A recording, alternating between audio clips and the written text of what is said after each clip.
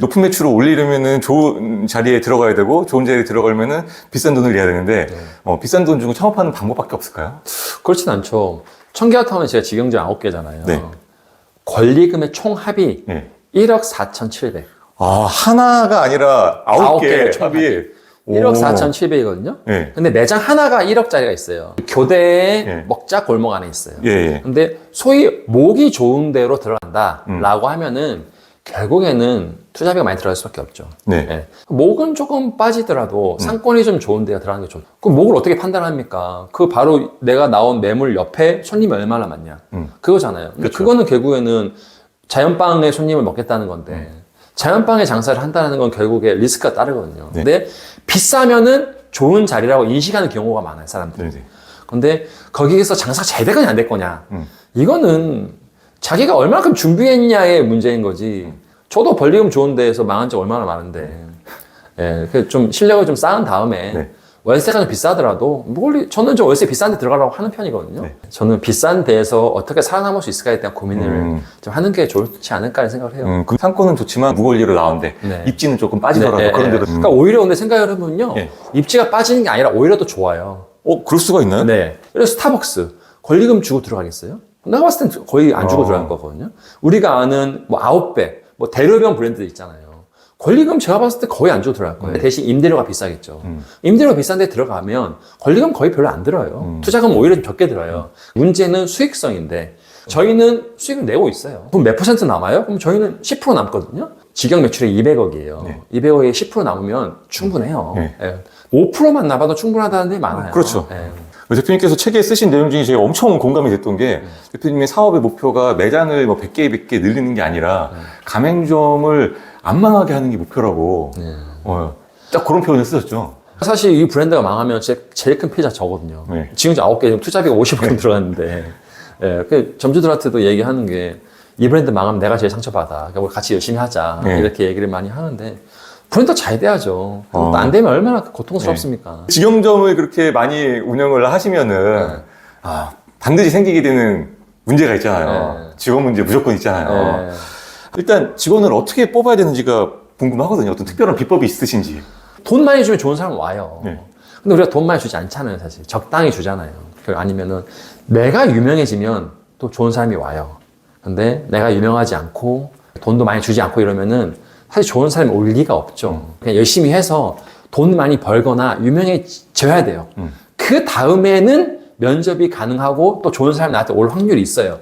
근데 그 두 개가 아닌 이상은 나의 사실의 면접은 큰 의미가 없다. 저도 직원 뽑는 거는 어떻게 뽑는 건 의미가 없고 좋은 직원 뽑고 싶으면 당신이 사업부터 크게 성공을 해라. 근데 그게 사실은 맞아. 그 다음에 직원을 관리하는 방법도 좀 궁금하거든요. 그 사람의 성과를 관리를 하는 것만이 회사에서 할 수 있는 관리 포인트인 것 같아요. 네. 예를 들어서 뭐 인사 어떻게 하세요?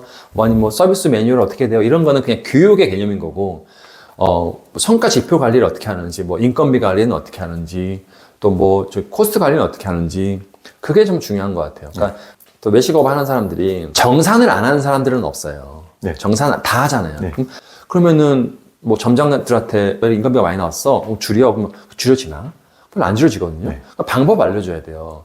매출을 어떻게 예측할 거냐에 대해서 물어봐야 돼요. 매출이 예측이 돼야지 거기에 적합한 알바와 직원의 비율이 나오는 거잖아요. 매출 예측을 못하면은 인건비 관리가 안 되는 거거든요. 그래서 우리는 매출 예측을 얼마나 잘하는지 못하는지를 체크하는 거예요. 그게 성과 관리예요. 고매출이 사실은 별 의미가 없거든요. 좋은 건 많이 남는 게 중요한 거잖아요. 근데 관리를 어떻게 하냐에 따라서 좀 다르긴 하더라고요. 네. 그러면 성과를 내는 직원들에게 어떤 특별한 비전을 제시를 해주고 계신가요? 저희는 영업이익의 8%를 직원들한테 환원을 해주거든요. 근데 환원을 그냥 해주는 게 아니라 1위부터 9위까지 다 나눠요. 예를 들어서 우리가 생각하는 그 QSC 포인트가 있잖아요. 네. 잘하면 좋은 것들. 잘하면 좋은 것들의 과점을 다 맞으면은 거기에 고박이 120을 해줘요. 네. 그러면은 잘하는 사람은 더 가져갈 수 있는 거야. 8%를 가져가지만 그거는 회사에서 공식적으로 주는 거고, 만약에 고객 관리도 잘했어, 인건비도 잘했어, 수익도 잘 냈어, 그러면은 거기에 20%를 더 가져가야 되는 거지. 근데 반대로 절대로 놓치면 안 되는 위법 행위들 있잖아요. 네. 예를 들어서 뭐 유통기한이 지난 게 여기 있었다, 혹은 영업정지 사유가 되는 것들이 뭐가 있었다. 그럼 그거는 고박이 0.8을 해요. 네. 그래서 그걸 하면 순간은 이걸 못 가져가게. 그런 장치들을 계속적으로 발전시켜요. 네.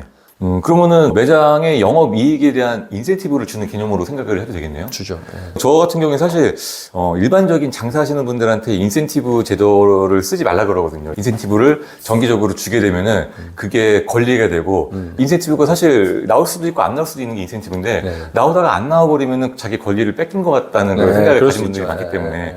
근데 사실 대표님 같은 경우에 청계타운이라는 브랜드 자체가 네. 완전히 기업이 돼버린 상태고 네. 매출도 높고 비전도 있고 이런 이제 좀 완벽한 기업의 형태가 됐기 때문에 이런 인센티브 제도가 더 잘 활용될 수 있다고 생각을 하거든요. 네, 네. 뭐 매장을 뭐 한두 개 정도 하시고 이렇게 성장하시는 분들에게는 인센티브가 꼭 정답은 아닐 수 있다고 저는 생각을 합니다. 네, 그럴 수 있죠. 예. 만약에 직원이 2명인데 이 친구 1명한테는 인센티브 안 주고 이 친구 1명한테는 인센티브를 안 줘. 이런 경우에는 사실 인센티브라는 게 좀 독이 독이 될 수 있어요. 있거든요. 네, 그래서 100% 독이 될 수 있어요. 예, 이거는 잘 생각을 하셔서 하셔야 될 것 같습니다. 네.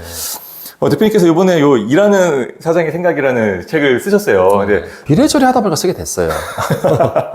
SNS를 했어요. 네. 하고 있고, 그리고 제 생각이나 철학을 글로 적었어요. 어떤 나의 마케팅적 성향을 다른 데로 발현해야겠다 싶어가지고 글을 좀씩 쓰게 됐는데, 이제 식당을 하다 보니까 식당 하는 사람들이 그 공감이 좀 됐나 봐요, 많이. 네. 그래서 공유도 많이 하고, 좋아요도 많이 달리고 했었는데, 이제 그런 걸 하다 보니까 막 DM이 오는 거예요. 제가 이런 고민들이 있는데 이런 거를 좀 어떻게 생각하냐. 막 새벽 1, 2시에 와요. 근데 제가 또 예민해가지고 자다가 그걸 보지 말아야 되는데 한번 보면 잠을 못 자요. 스트레스 받잖아요. 그래서 내가 DM 게시물 올렸어요. 한 번씩 물어보지 말고 다 모여라. 80명이 온 거예요. 그런데 그 질문을 하나씩 받다 보니까 이게 하나의 컨텐츠가 돼버린 거예요, 이게. 그 질문 하나를 해결을 못 해가지고 다음 비즈니스로 확장을 못하고 머물러 있는 경우가 너무 많잖아요. 저도 식당을 여러 개 하다가 어떻게 브랜드가 될 수 있을까? 그 질문 하나를 도출을 못 해가지고 정말 많은 고민들을 하면 너무 잘 알지.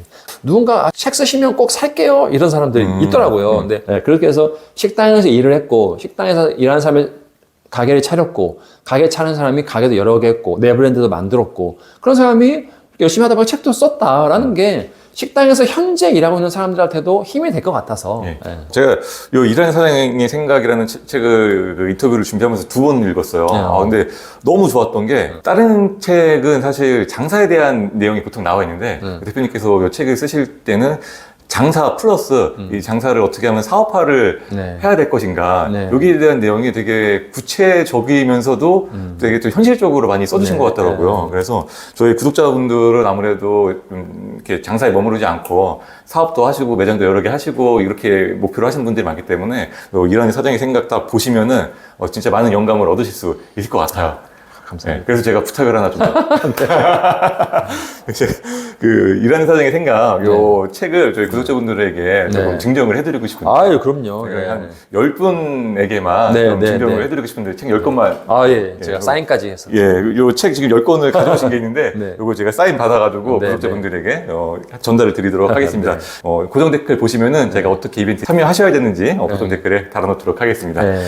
아, 감사합니다. 매장에서 또 열심히 일하시면서 네. 사업화를 꿈꾸시는 우리 구독자분들에게 네. 마지막으로 한 말씀 부탁드리겠습니다. 아, 네.